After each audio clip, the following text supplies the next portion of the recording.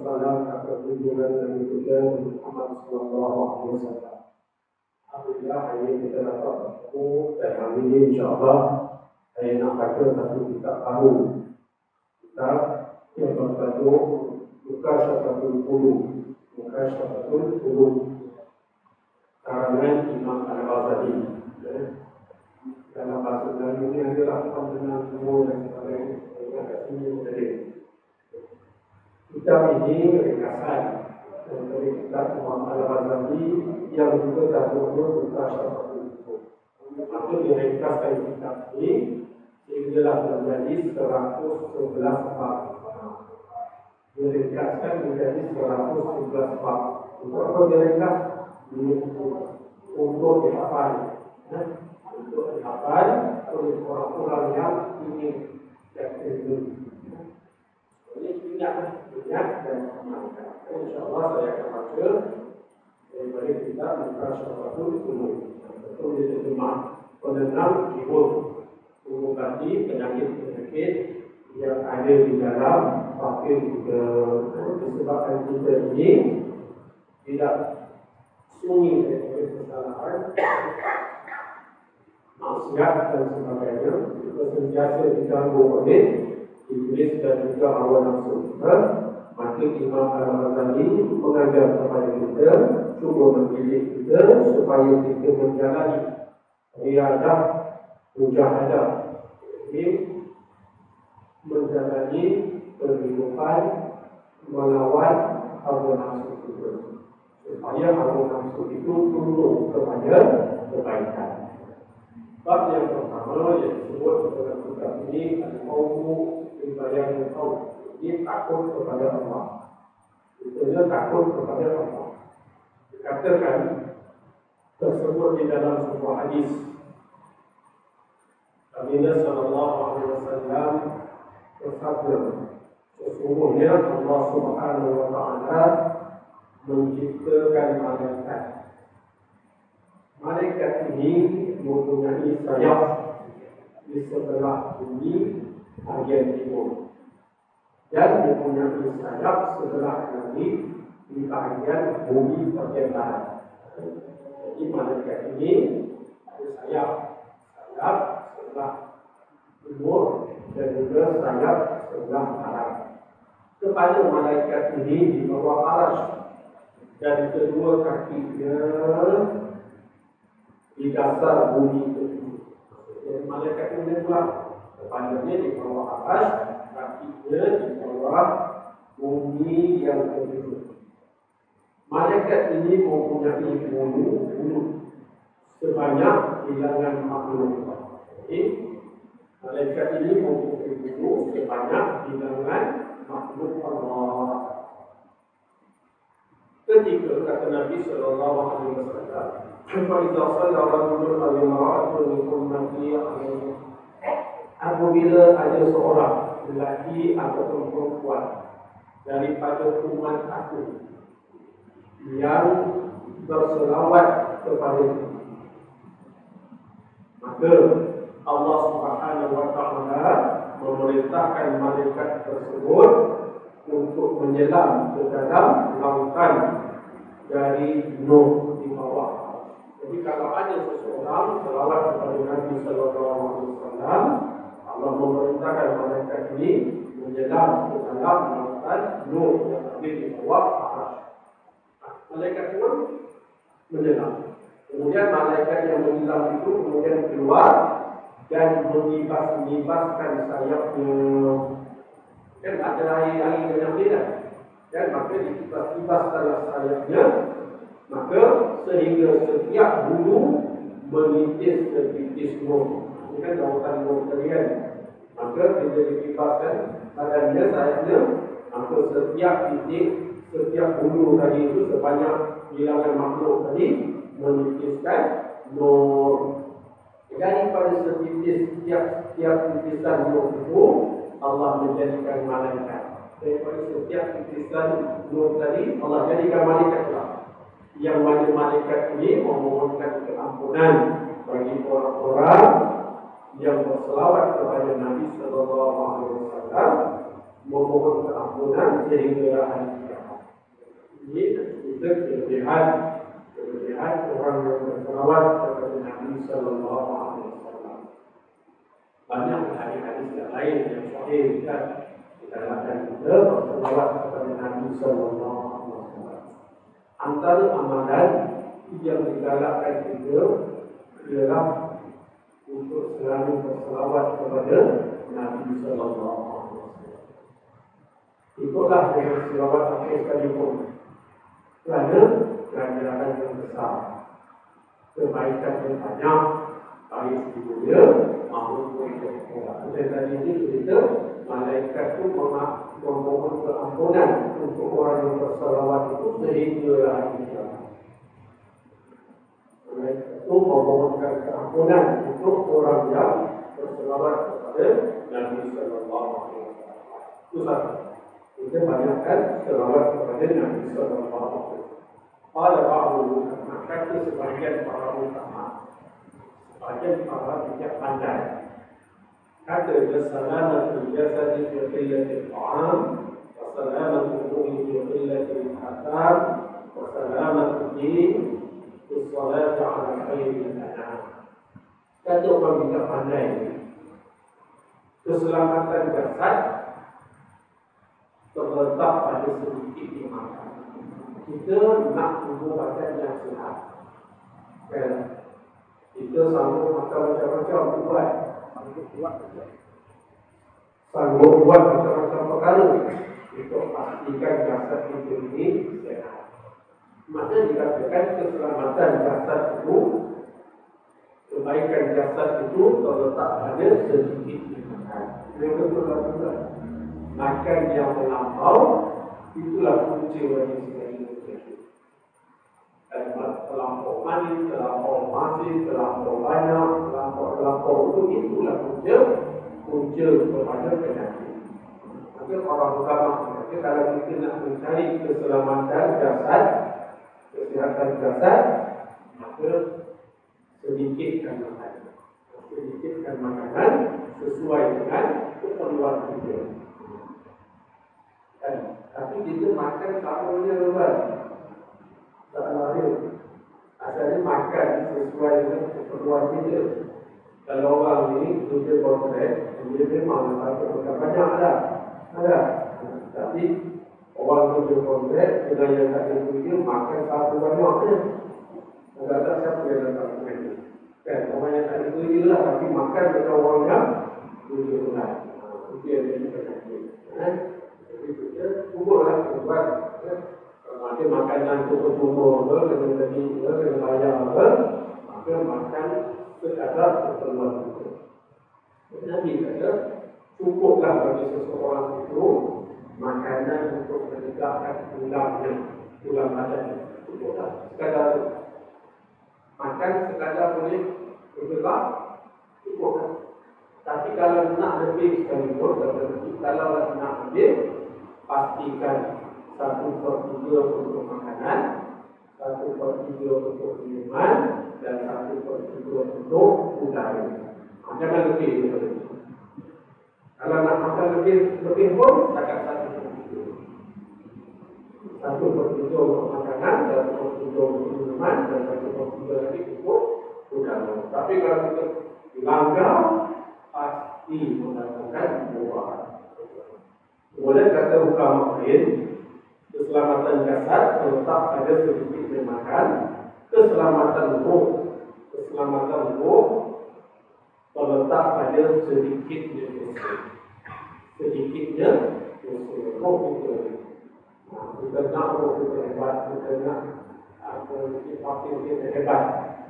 Nak hebat-hebat itu, yang pertama kali sedikitkan dosa. Mana kurangkan. Jangan suka buat dosa. Kalau kita taklah fikir ke selawat, apa dah tak. Tapi yang mula-mula dosa itu kurang. Tapi kalau ibadat lain kena buat, ibadat gerak sunat kena buat, dalam masa yang sama, maksiat batin pun kita buat. Dia menyakitkan, merosakkan hati. Ini penyakit-penyakit dosa-dosa sama ada batin maupun dosa-dosa yang zahir. Jadi tinggalkan dosa Beliau mengatakan keselamatan. Dan keselamatan agama terletak pada membaca selawat kepada khairul anam Nabi Muhammad sallallahu alaihi wasallam. Keselamatan agama terletak pada membaca selawat kepada Nabi sallallahu alaihi wasallam. Jadi dikatakan pentingnya selawat kepada Nabi sallallahu alaihi wasallam. Firman Allah Taala, Ya ayyuhalladzina amanu taqullaha wa tanzur nafsum ma qaddamat lighad wattaqullaha innallaha khabirun bima ta'malun. Wahai orang-orang yang beriman, takutlah kamu, bertakwalah kamu kepada Allah. Takwalah kamu kepada Allah. Dan hendaklah setiap diri memperhatikan apakah yang telah diamalkan untuk hari akhiratnya. Setiap diri perlulah memperhatikan apakah yang telah diamalkan untuk keselamatan akhiratnya. Takut kepada Allah satu sifat yang baik, tapi takut itu perlu disyukuri dengan amal. Apakah amal yang telah kita persiapkan untuk hari esok? Fattaqullah, dan takutlah kepada Allah. Wattaqullah, sesungguhnya Allah Maha mengetahui apa yang kamu lakukan. Takutlah kamu kepada Allah, kerana sesungguhnya Allah Maha mengetahui apa yang kamu lakukan. Sama ada amalan baik ataupun amalan buruk, semua itu Allah ketahui. Dan semua amalan kita ini tidak terlepas daripada saksi-saksi yang Allah sediakan. Kita ingat, dan kita lihat semua ada 7 saksi yang akan menyaksikan amalan kita. Kita nak lari ke mana? Akhir-akhir sekali, kulit kita pun jadi saksi. Kulit kita ni pun jadi saksi. Maka Allah perintahkan kita beramal. Amal untuk hari akhirat, dan pastikan amal itu amal yang baik. Kerana apa? Amalan kita disaksikan oleh makhluk-makhluk Allah. Antara makhluk-makhluk yang menjadi saksi terhadap amalan manusia ini ialah malaikat. Malaikat menjadi saksi. Fa innal malaikata was-samaa wal-ardha wal-laila wan-nahar yawmal qiyamati yashhaduna bima 'amila ibnu Adam min khairin aw syarrin, ta'atin aw ma'siyatin. Malaikat langit, bumi, malaikat langit, bumi, waktu malam, waktu siang, semua ini pada hari kiamat nanti dia akan menjadi saksi apa saja yang dilakukan oleh manusia. Malaikat, kemudian langit, bumi, malam, siang, semua itu menjadi saksi terhadap amalan manusia, baik ataupun buruk, taat ataupun maksiat. Bahkan katanya hatta anna jawarihu, bahkan seluruh anggotanya tashhadu alaihi, menjadi saksi di atas amalan itu. Bahkan seluruh anggota itu ini menjadi saksi di atas amalan itu. Tak boleh lari. Walaupun orang tak nampak, walaupun tempat itu sunyi, tapi ada yang menyaksikan kita, yang akan menjadi saksi di atas amalan itu. Mana pun kita duduk, malam tetap ada. Kalau waktu siang, malam. Kat mana pun kita duduk, kat mana pun kita menurut, langit itu tetap ada, bumi itu tetap ada. Dan bahkan anggota tubuh kita ini menjadi saksi di atas amalan kita. Saya kata, jagalah amalan tersebut. Bumi ini, bumi memberi kesaksian bagi orang-orang mukmin dan orang-orang yang saleh. Bumi ini tuan, siapa yang berjalan atas dia ni, dia jadi saksi, dia kenal. Dia kenal. Sama ada orang yang baik ataupun orang yang baik. Orang yang baik ataupun bumi ini menjadi saksi terhadap orang-orang yang beriman lagi yang sahih. Kata bumi ini, dia ini orang ni, dia telah bersolat, dia telah berpuasa, dia telah berhaji dan berjihad di atas bumi. Dia akan jadi saksi. Ya Allah, orang ni dulu dia solat, dia berpuasa, dia pergi haji, dia berjihad. Dia jalan di atas bumi dalam keadaan dia melaksanakan amal-amal ketaatan kepada Allah.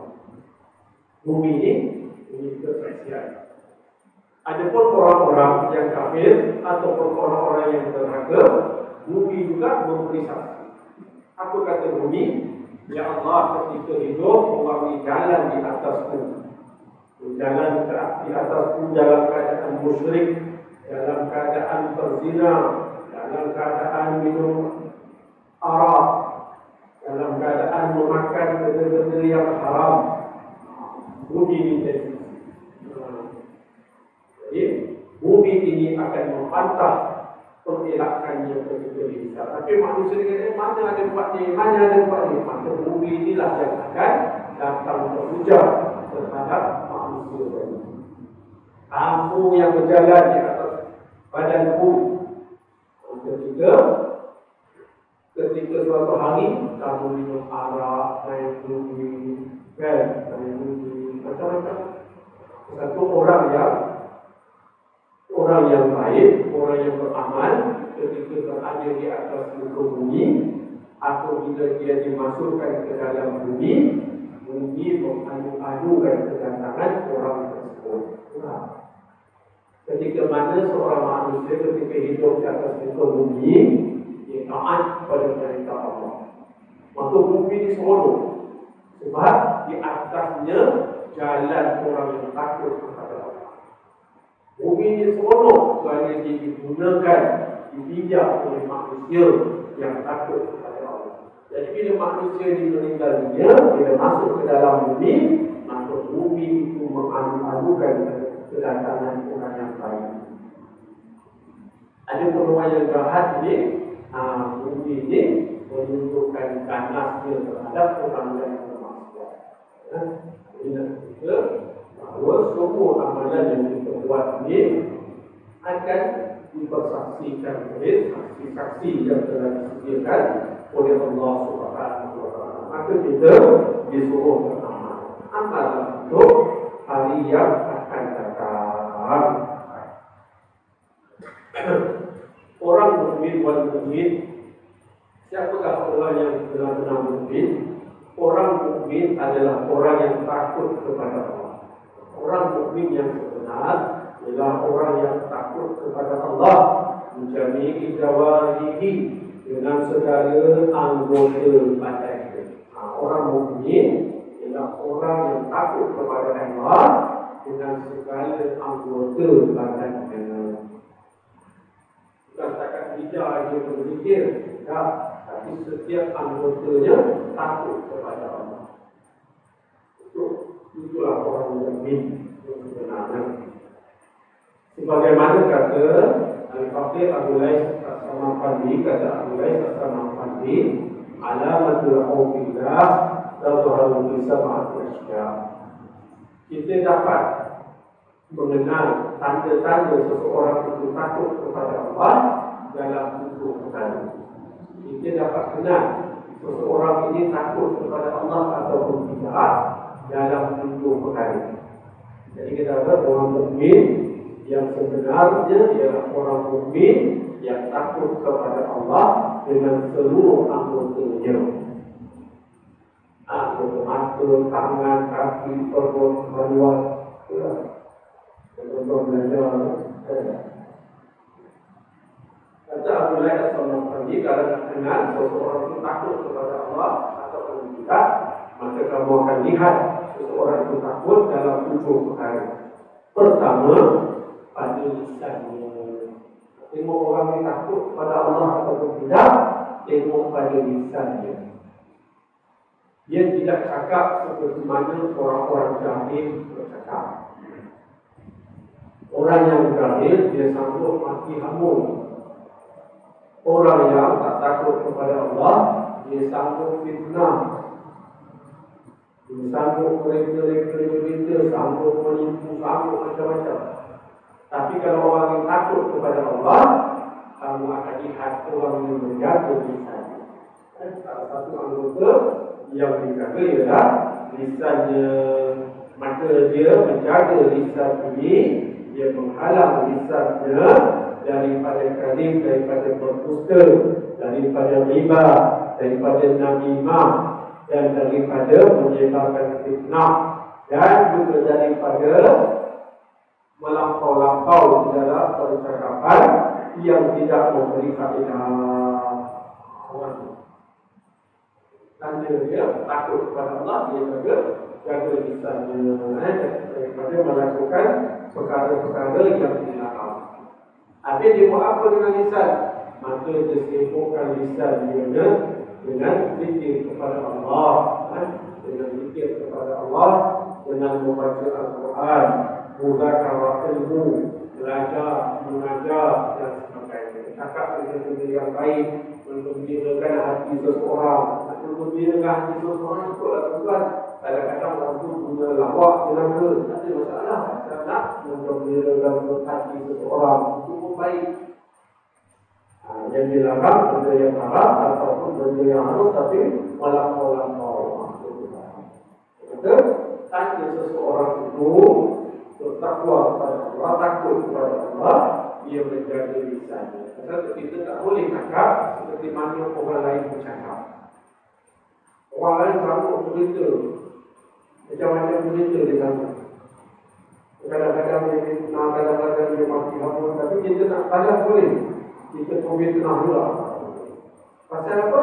Pasal kita takut kepada Allah. Orang yang tak takut ini tuan-tuan, dia memang tak ada brain. Lidah ni tak ada brain.